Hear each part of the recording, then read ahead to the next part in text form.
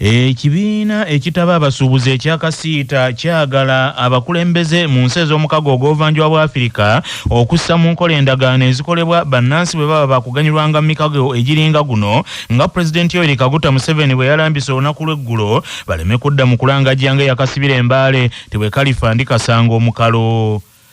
Muzeeyi Yoweri Kaguta Museveni tibuhabula olunaku lw'eggulo yasinziddeko olwo ku mikolo egy'ameefuga nga Uganda ekuza emyaka 63 kasookedde ng'efuna bwetwaze n'akubaakuba ku nsi ez'omukago ogw'obuvanjuba bwa Afirika okukolera wamu mu butale n'ebintu eby'enkulaakulana.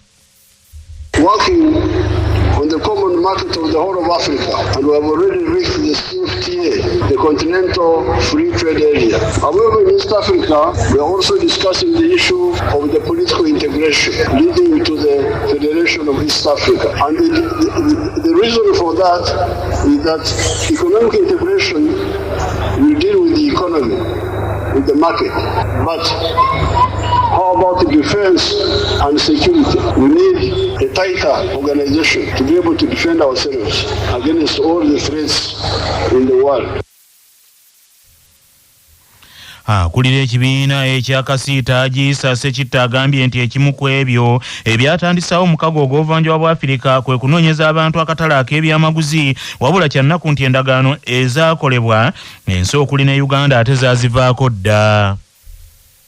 Kyekyali ekituufu ekirina okuba era ekyatutwala mu mukago ng'olese ebirala byonna eby'obufuzi ng'olese eby'embeera z'abantu buli bamu balina embeera zaabwe ng'olese ebyobuwangwa ekyali ekikulu ennyo kyali bya busuubuzi naye obuzibu bwe buli nti tarifu ne non-tarifu barriers ziganye okukwatagana ojja genda okwekanga nga olwaleero Uganda erekeddwa ebbali ebintu ebikolebwa tewakyali babigula nga bava mu regioni kubanga abantu banonanga ebyo ebiva ebweru naye ebiva ebweru bwe babirona n'ebikolebwa wano kakati bali Kenya Batanzania n'amawanga amalala nemuka negasala emisolo ne gigaba wansi kati ebintu bingi bituukira mu mawanga gali ate ng'era nagwo bakola ebyabwe balinamu comparative advantage.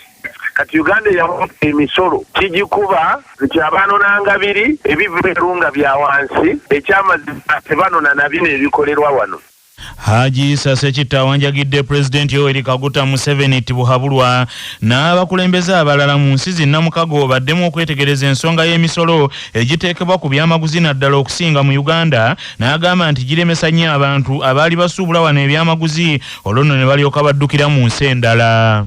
N'olwekyo ekigemesa ekyo akatale fokka gabanako bwe butenkanyankanya mu ngeri y'ekisolo nga buli lwe tugamba nti nno omusolo gugenda kukoma wano ate Uganda edde emaga nti abanange mu byenfuna kita stay of action nze muninde ekyange mugira mulinda state of implementation nze nkyalinzeeko nkyakuza kino nkyakuza kiri nkomerera byonna ffe tuviiramu awo bwe banaaba baffe ne tubanga kye tusayininze tukisa mu nkola nga mukago tujja kikola kwaye ekyokulabirako kimu kya musolo gwa kiro mu East Africa tewali nsi n'emu egukozesa Uganda yokka yegukozesa mbwekuza amakolero naye ekyamazima kigobye bantu kunona wangoye kigugula bintu kubanga eza wano za bbeeyi nnyo Kenya Tanzania n'abalala batakyajinga musolo gwa kiro baatuleka dda abanona biri be batwala n'ebirala. Ate ye akulira ekibiina ekitaba amakolero amatonotono ekya Federation of Small and Medium Size Enterprises John Kakungulu wa Lugembe agambye nti kyannaku ti ensi ezimu ez'obuvanjuba bwa Afirika zaalemesa ebiruubirirwa eby'emikago egikolebwa. President yayogedde kituufu kuba Uganda nsi ntono tulina abantu batono miliyoni 4 zokka kati bw'oba onoonya obutale kitegeeza obutale oteekwa bunoonyeza mu mawanga malala naye obuzibu bwe tulina nti wadde twogera nnyo okuzimba emikago gino amawanga agamu gakyatunuulira Uganda nago ng'akatale katugambe Kenya nti Kenya teyagala nnyo okulaba nti ebyamaguzi byaffe bitundibwayo ng'amagi nga sukaali tere ebisinga ebiremesa ng'eyita mu nkola gye tuyita ya non-tariff barriers. Ate yakulira ekibiina ekitaba abasuubuzi ab'obuwunga bakolera South Sudan, Congo n'awalala ekya Uganda Green Millers Association Richard Serwadda Machati agambye nti ensi eziri mu kago ogw'obuvanjuba bwa Afirika zikyetaaga okwetereeza okusobozesa abasuubuzi okufuna mu mukago guno. Bateekwa okutereezaamu babaganye okutereezaamu buli omu akolaganira bantu bansuubulira South Sudan ne Congo. Obuzibu obusingira ddala buli mu saza bintu kubijja mu nsi eno kubitwala mu ndala. Ebintu bye bateesaako nga bo bannamukago ensi endala wano ziteesa naye tezibiteeka mu nkola. Ensi nga Kenya ereeta ebintu byayo wano e Uganda n'etunda. Naye gwe okujja wano ebintu bitunda Kenya kizibu okujjako ng'obikwasiza bulooka mu Kenya. Kooti enkulu olwaleero etandika okuwulira omusango ekibiina ekya National Unity Platform gwe kyawawaabira gavumenti ya Uganda okukima ensimbi ez'omukago ogwa IPOD ogutaba ebibiina ebina abaka mu palamenti ya Uganda. Okuwulira omusango guno okujjidde mu kiseera ng'ekibiina ekya National Unity Platform kyakamala okuwandiikira abakulira omukago ogwa IPOD okubasaba bakkirizibwe nabo bateeke omukono ku ndagaano erambika ebibiina ebiri mu mukago guno engeri gye birina okweyisaamu oluvannyuma lwa Kalipa akaateekebwawo mu ntegeka z'omukago guno teyatatadde mukono ku ndagaano tateeka kugabana ku nsimbi eziweebwa ebibiina bino mu mukago guno. Ssabawandiisi w'ekibiina ekya National Unity Platform David Lewis Lobongoya yategezezza CBS nti basazeewo bawandiikire abakulira IPOD nga baagala okumanya ebikwata ku ndagaano eno yadde nga ate abakulembeze ba NUP bazze bavumirira eby'omukago guno. Kumala ebbanga twali tuganye okwegatta ku IPOD kubanga ekisooka yali teri mu mateeka yali kampani. Ekyokubiri nga waliwo ensonga ze twawa oba zoyinza okuyita conditions naye unfortunately baamala bano abantu ne bakifuula kyatteeka kaakati nno naye byonna byonna nga bwe mmanyi eryo etteeka n'ebirimu byonna byonna baabireeta okulwanyisa National Unity Platform. Kyova olaba naye ebbaluwa gye tuwandiise tetumanyi oba banaagikolako kubanga eryo etteeka n'ebyo byonna byonna biritambulirako baali babireese okulwanyisa NUP n'okukonzibya emirimu gya National Unity Platform. Naye ffe tugamba tikale katukole kyonna kyonna kye twetaaga basigale nga be balina okwennyonnyolako. Okuwandiika kwa NUP ng'esaba eteeka omukono ku ndagaano eno eya IPOD kujjidde mu kiseera ng'ensimbi ezinogabanibwa ebibiina ebina abaka mu palamenti eziri mu buwumbi 10 zaafulumizibwa ebibiina ne zibigabana naye ekibiina kya NUP ne kitaweebwa olw'akakakulizo akaateekebwawo nti kati okufuna ensimbi ezo oteekwa okuba ng'osoose kuteeka mukono ku ntegeeragana.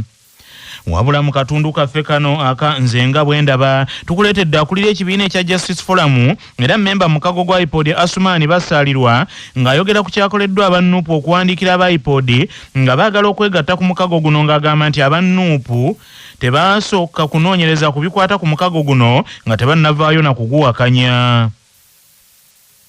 Honorable, oyogera ki ku bakyaba NUP okusaba okwegatta ku IPOD nate? IPOD tetandikidde wano mu Uganda. Ekibiina ekyo ekya IPOD kyaleetebwa wano ekitongole bakiyitanga NIMOD, Netherlands Institute for Multiparty Democracy. Ng'ebigendwa bya IPOD ebikulu byali byagezaako okuleetawo okutabaganya na kwogeraganya wakati w'ebibiina ebiina ababaka mu palamenti. N'olwekyo ffe ng'abajeemafo abamu ku bibiina ebyasooka mu IPOD era NRM ne Mwami Museveni oyo balwanyisa nnyo enteekateeka ya IPOD era ebbanga ddene Mwami Museveni n'ekibiina kya NRM baali tebeetaba mu nteekateeka na nkuŋŋaana za IPOD ne summit Mwami Museveni yagamba nti tewali bwetaavu kubeera mu IPOD kuba tewali nsonga zonna za kubaganyaako birowoozo. N'olwekyo okubeera nga NRM yamala n'emanya ebigendererwa n'obulungi obuli mu IPOD nga n'ebibiina ebirala kati nga NUP naye maze okutegeera ebigendererwa ebiri mu IPOD nze ndowooza nti kirungi nnyo. Naye nti bagamba etteeka lino lyaleetebwa lyatunulira bo. Ekyo sikimanyi. So oba oli awo mulimu obuwaayiro obunyigiriza si NUP yokka niye ebibiina ebirala.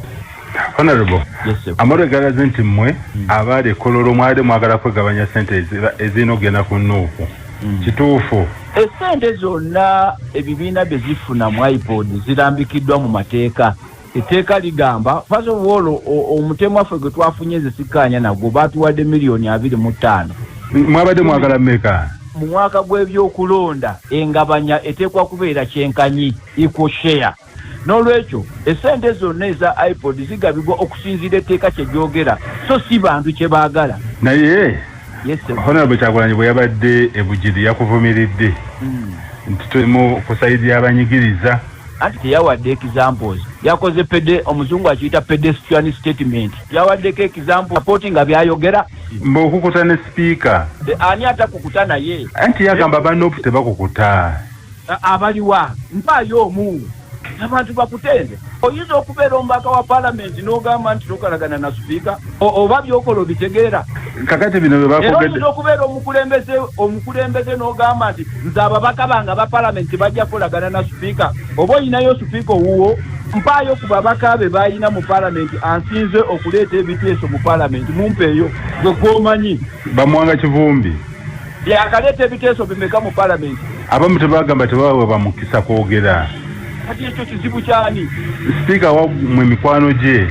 Ate kati okuviira ddala mu tenisi parliament n'akakolera ba speaker basatu.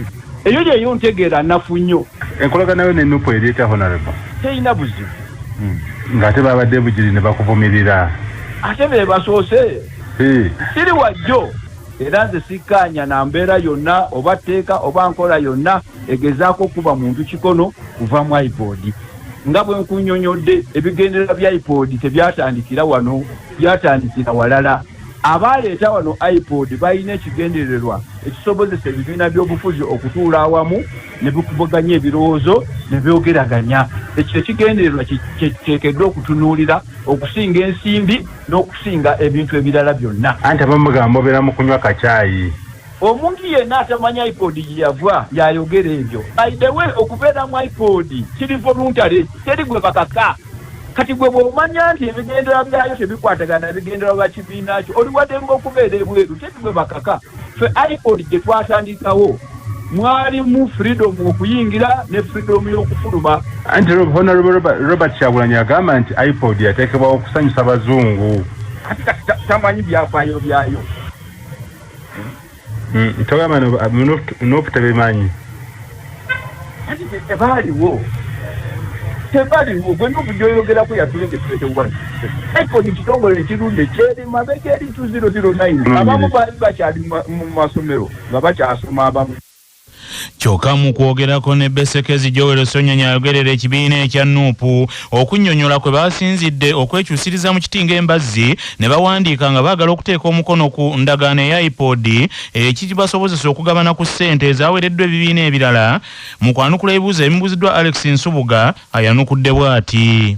Honorable, tekyabaleetedde okwekyusa ku nsonga za iPod. Actually etteeka lye lyakyusibwa ffe sinti twekyusizza kubanga iPod ebadde kibiina kya bwannakyewa NGO. Kakati ne bakyusa etteeka era nga yeffe abamyuka ssentebe kubanga ffe ekibiina ekikulembera opposition baatuyingiza batondawo iPod empya obudde kweri eyali NGO. So kati ne batuteekamu eno ng'olwedde mwetuli mu National Consultative Forum kubanga ffe abamyuka ssentebe kakati ne bakyusa erinnya muteeka mu parliament gyendulamu.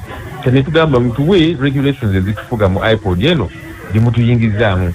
Minisita bweyebuzaabuza mutuwe MOU tugitunuleko bweyebuzaabuza tetugamba kale tuli we gutyo tuwandiike tubagambe nti kakati muteeka twayingira iPod tugitunuleko kuba kakati tuli bammemba mwatuyingiza era bwe bakyalina buzibu tujja gisaako omukono.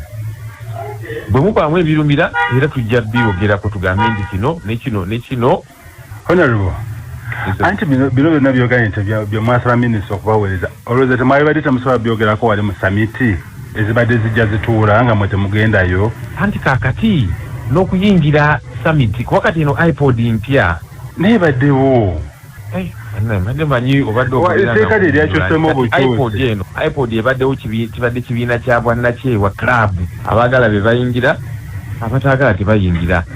Kibatwalidde obudde bwonna era nammwe aba CBS muzze munkubirako ebiseera bingi nga bwe tubuuza Mao tuwe memorandum of understanding tuwe regulations ziriwa nembyogerako ne ku parliament bw'oba obadde ogoberera parliament tubisabye ne ku record kwekiri ku Hansard nga nzisabe emirundi mingi.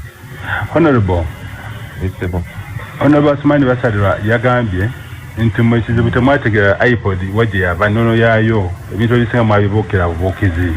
Kyobudde abatuze tusaba ebigikwatako abituwe tutegeere ennono ezo tuleme kubukira bubukizi. So nene ebbaluwa eyawandiikiddwa Secretary General waffe egamba nti kale memorandum of understanding mugituwe kuba kaakati iPod mwagituyingiza mu tteeka mugituwe memorandum of understanding tugisome.